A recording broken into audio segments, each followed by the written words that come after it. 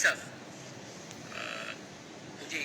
خبر ہوئی ہے جی اور آپ کے اس جگہ پہ مقیم ہے جس کا علمی آستانے پر قرآن سے بڑا گہرا شغف ہے آپ کی کئی نسلوں کا دہائیوں سے، اور پہلے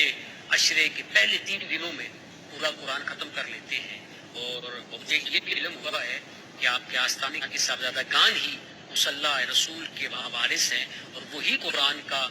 ختم پاک کا اہتمام کرتے ہیں۔ قبلہ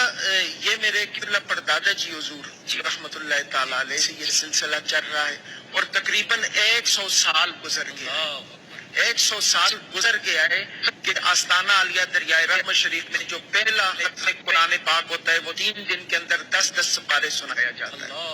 اس کے بعد روٹین وائز ہر روز 5 سپارے پڑھے جاتے ہیں اور ہر چھٹے دن ختم قرآن پاک ہوتا ہے، اور اس کے بعد 27ویں شب کو الف لام میم سے لے کے والناس تک پورا قرآن تراویح پہلے سپارے سے لے کے ناس تک جی ایک نماز رات مغرب کے بعد شروع ہوتا ہے،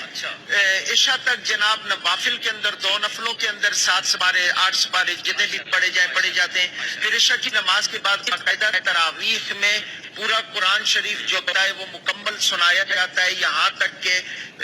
اب سحری کا ٹائم ہو جاتا ہے اور قرآن کریم ختم ہو جاتا ہے۔ تقریباً یہ 7 سے 8 گھنٹوں کے اندر یہ پورا قرآن شریف جو ہے وہ مسلح پہ کھڑے ہو کے تراویح میں اور نوافل میں سنایا جاتا ہے، اور اس کے علاوہ تہجد کے اندر 5 سپارے علیحدہ پڑھے جاتے ہیں، اور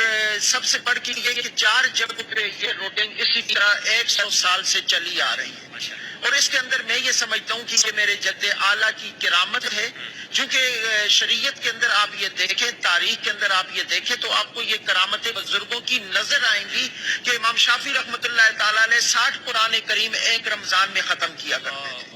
اسی طرح مولا علی کرم اللہ وجہ کی یہ کرامت تھی کہ آپ گھوڑے کی ایک رکاب پہ پاؤں رکھتے تھے، دوسرے رکھنے سے پہلے قرآن شریف، تو اس کو طی اللسان کہا جاتا ہے فقیر فقر کی حالت کے اندر یا صاحب کرامت۔ تو یہ فقیر کی کرامت آج تک چلی آ رہی ہے 100 سال سے، ہماری 5ویں نسل جو ہے الحمدللہ ان مسلوں پہ کھڑے ہو کے قرآن اسی طرح سن رہی ہے اور سنا رہی ہے۔ ماشاء اللہ آپ کا